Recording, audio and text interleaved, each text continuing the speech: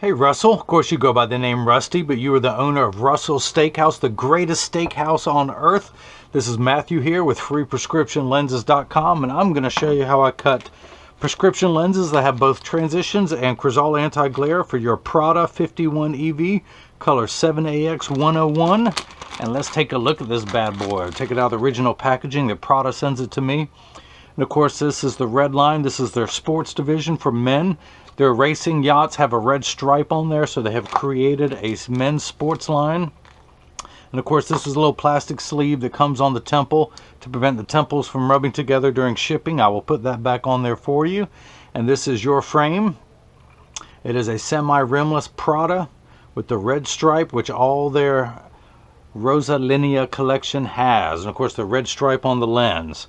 So in order to get started on here, this one's a little different. You see me tracing frames before. I'm going to put 2 red dots on the lens because I will actually have to trace the lens this time. So I'm going to get everything lined up perfectly. That looks good. Put that back there. I'm going to pop out your lens, and I'm going to put it in this little contraption that will hold the lens in place while it is cutting. The reason why I put the 2 red dots there is there's a line in the background. Hopefully you can see it, but it gives me a straight edge to put these on there to make sure that I'm putting the lens in there perfectly, and I am. I'm just going to press down. I'm going to take the lens, place that in there, trace, and of course we're just going to trace the right lens this time and start. It's going to ask me the bridge size of the frame, which is 19. So we're going to change that to 19 and hit that. And in just a moment, the shape of your lens as it traces, where it only traces the right lens going all the way around. Everyone wants to know how the machine knows what shape lens to cut. This is why.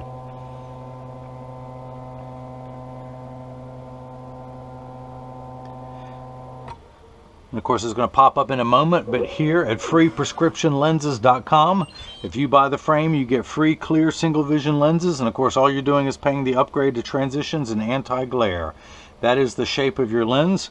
Your pupillary distance is 35.5 on both eyes, so I'm going to run that up to 35. And let's get your lenses prepped. Let's take this down here, leave my stylus on the magnet there. Your right eye reads -1 1/4, -75 at 105. We're reading -1 1/4, -75. In fact, let me highlight that so you guys can follow along at home. Let's do the same thing for the left. And of course, this is the right lens. You are going to receive all of the original manufacturer's packaging to know that this is verified and authentic. But your right eye reads -1 1/4, -75 at 105. I'm going to spin the axis wheel of my Marco 101 lensometer to 105. To open up the package, take the sleeve out. You have a little protective laminate that protects the front surface of the lens during shipping. And I'm going to put the power drum on -1 1/4. I'm going to put your lens in and rotate it until the sphere power comes in clearly. And then I'm going to put 3, and actually let me check your astigmatism correction. That looks good. And I'm going to put 3 dots on your lens. The third one is always hard to see, so I'm going to darken that for you and put an R on here for right.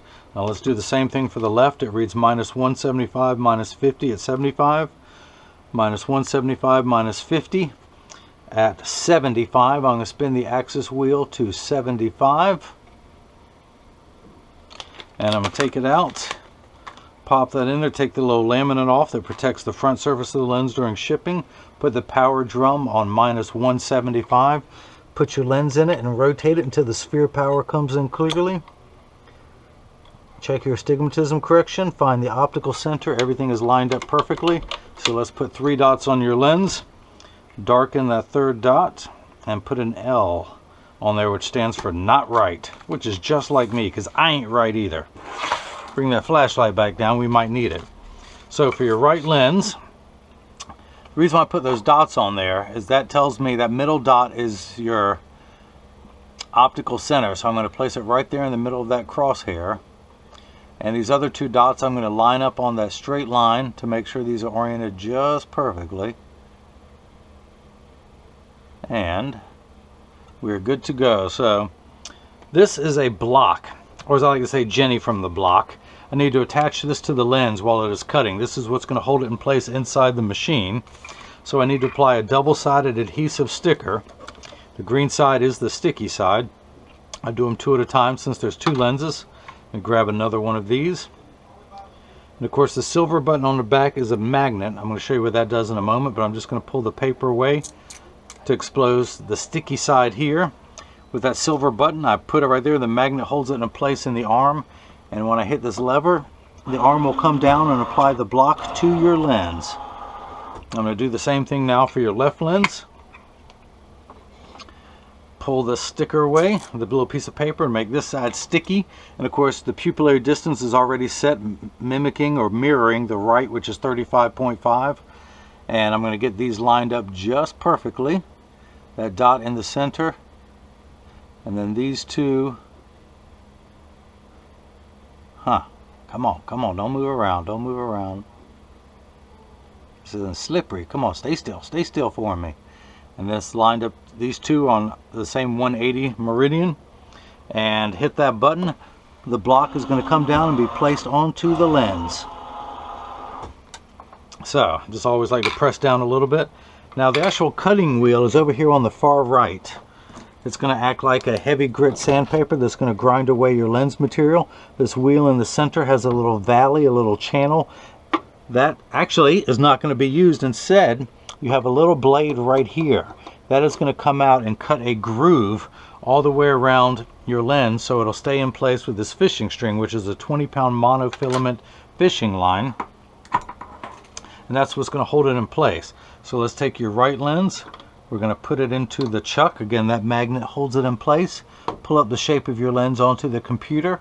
These are polycarbonate lenses that I'm cutting on the soft cycle, and I will not be polishing the edges because I'm not a fan of that. And we're going to hit start. The door closes, that clamp will shut, and then 2 white calipers are going to come together, and it's going to trace the shape of the right side of your frame onto the lens, measuring the thickness of the lens as it goes around to know exactly where to stop cutting and give you a flat edge that this little blade can cut that groove into your lens. Now I am cutting this a little bit slower than normal because of the anti-glare coating, but in just a moment your lens will come down onto the cutting wheel and you will hear a grinding sound. That is my teeth. I've had way too much coffee today. But there's another grinding sound you will hear, and that will be your lens cutting.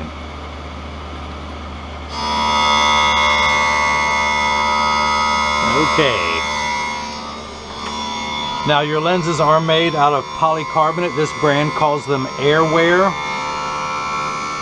Polycarbonate is 40% thinner and lighter than regular plastic. It is also virtually unbreakable. It is bulletproof up to 22 caliber. If it wasn't bulletproof, could I do that? Could I do this? Yeah, see, I didn't think so.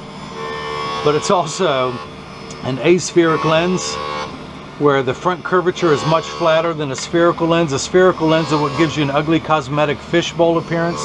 You will not get this in your lenses. They will be a nice thin lens, not quite as thin as these. This is the way your prescription is ground in there. You have 2 curvatures on your lens. This essentially is window pane. It is the same curvature all over, so it is completely flat. Now this is your lens close to the final shape. It's going to go around measuring the thickness to know exactly where to cut the groove onto the lens so that the groove is in the middle of the frame.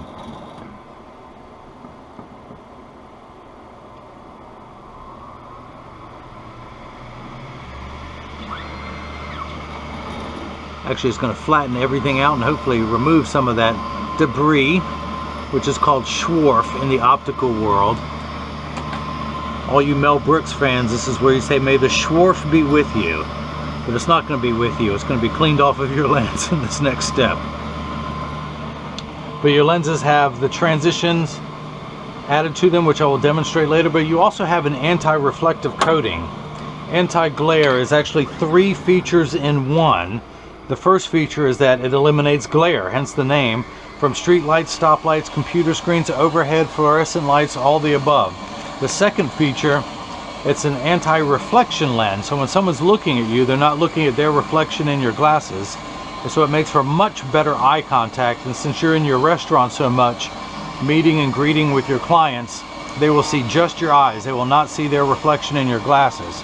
Plus, another great cosmetic feature is that if someone takes a picture with a flash, you won't see the flash lit up in your lens like this lens that does not have the anti-glare coating. Yours does. The other feature that I like, the third feature, the practical side of me. Sure, it makes you see better. Sure, it's a better cosmetic lens. But they also give you the strongest scratch coating in the business. The machine that actually applies the coating to your lens costs well over $1 million. See that little blade that looks like a Dremel tool?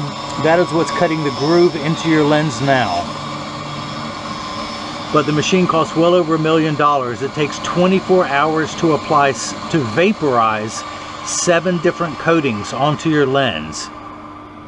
Because it takes the lab that long and their investment, they put the hardest scratch coating on all Crizal lenses to protect them.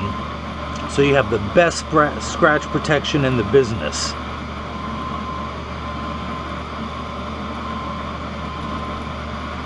So again, it's just flattening out part of that. It's not going all the way down to the groove that was cutting in there, but essentially it's sanding away any optical debris that may be left over from the blade. So water has just kicked in. Up till now it's been cutting dry. Polycarbonate lenses cut dry, where plastic and high index lenses cut wet. The water kicks in just to wash away any optical debris. Now that same lever is going to come forward, and that same blade, instead of cutting directly into the lens, it's going to come down at an angle, and it's going to cut away any what's known as the safety bevel. This is just going to smooth out any rough surfaces that are left over from the cutting cycle. It's going to do it on the back surface of the lens, then it's going to move the lens, and it's going to do the same thing for the front surface of the lens. Hopefully you can see some of this. So it is actually, it started with the front surface, is doing the back surface of the lens now, the concave side of the lens.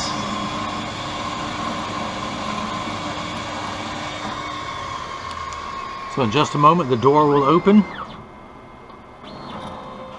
and when it does, I know your lens is ready. So let's open up the chuck, take your lens out. We're going to dry this off. Where's my paper towel? And I'm going to set it down on the counter. We're going to begin cutting your left lens. Put that into the chuck, flip that over to L, and hit start. Just like before, that clamp will close, and then the 2 white calipers will come down, but this time it's going to trace the left side of your lens to make sure the lens is large enough to fit, which it is. This is just a routine operation. In fact, it measures twice. The old carpenter saying, measure twice, cut once. The cutting wheel, which is over on the right where it retracts to, is going to move back over, and now your lens is going to drop down onto the cutting wheel. And when it does, I will continue to work on the right lens. I'm going to go ahead and take this block off. It is no longer needed. I'm going to use my thumbnail to wipe away any swarf that is still a residual from the cutting cycle, and then just drop that right onto the floor. My wife hates it when I do that, but in case anyone comes over, it makes it look like I've been working, doesn't it? With little pieces of sawdust on the floor. Plus, I'm a guy. What are you going to do? What are you going to do? So, everybody wants to know how to make this fit inside the frame. In fact, how am I? I want to know. Where's my tool for doing that? Where is it? Where is it? Here it is. I left it down here. You've heard the term, you need the right tool for the job. This tool is a little piece of ribbon for wrapping presents, which this time of year, just before Christmas, hopefully you've got around the house. But what I do is I tuck the top of the lens in to where it goes inside the frame, and I have the ribbon folded in half. I grab the back surface of the, grab the ribbon and fold it in half. I start at the outside corner, and then I pull the ribbon along, and when you hear that snap, it snaps into place. I put my finger on the bottom of the lens to hold the string in place, and then I slide that out. That's how you do it. In fact, I need to do it again because part of the string, the 20-pound fishing string that holds it in place, was poking out. So let me do that one more time. and make sure everything is tucked in perfectly. I can use my finger to feel that nothing is poking out, which is just the slack in the string. There we go. Put my finger on it, slide that out, and I'm going to come back down here and inspect the right lens. What did I do with your prescription? What did I do with it? It's buried underneath my paper towel. So your right eye again reads -1 1/4, -75 at 105. I'm going to spin the axis wheel to 105. Put your lens in, and where's my flashlight? I'm going to read the prescription. I'm getting -1 1/4. In fact, let me get this centered so I can measure your pupillary distance again, because I washed the dot off of your lens. And so we're at -1 1/4. Let me check your astigmatism correction, and we're ending up at -2. The unit of measurement we use in the optical world is called a diopter, spelled D-I-O-P-T-E-R, and it starts at 0, which we in the business call plano, everyone else calls non-prescription, but it goes up in quarter increments from 0, 0.25, 0.50, 0.75, 1, 1 1/4, 150, 175, and go on up. So without your glasses on, everything is much too large. So you need 5 steps of minification. You are myopic, so you have a minus sign. Everything is much too large when your glasses off, so you need 5 steps of correction for your farsightedness. You are nearsighted. Without your glasses on, you can see up close wonderfully, but you need to put your glasses on to see far away, so you need 5 steps of correction for that. Now you need an additional 3 steps of astigmatism correction. There is a stigma over the word astigmatism. It just means shape. Everyone calm down, do not freak out. It is not a disease, it is not an affliction. It fluctuates, it comes and goes, it is no big deal. Astigmatism is what causes people to squint. That's why 6s and 8s look alike, the letters P and F.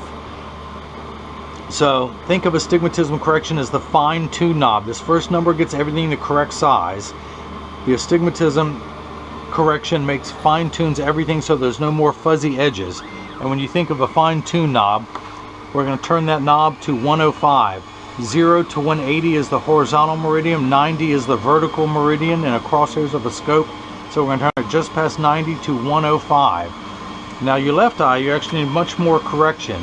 You need 7 steps of correction to see far away, but you only need 2 steps of correction for your astigmatism. But we're going to turn that 2 steps, that fine-tune knob, to 75, which is just before 90. So we're going to turn that knob to 75. These first 2 numbers are real values. This last number could be anywhere from 0 to 180. That just tells us where to make everything nice and crisp.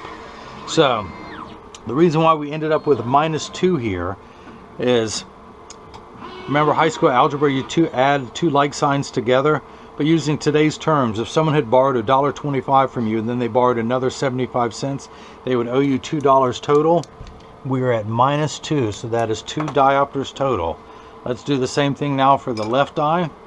It is done. Let's take it out of the chuck. Dry everything off so it is not slippery. Take this block off since it is no longer needed. Hey, the red dot is still there. And I'm going to use my thumbnail to wipe away any optical debris.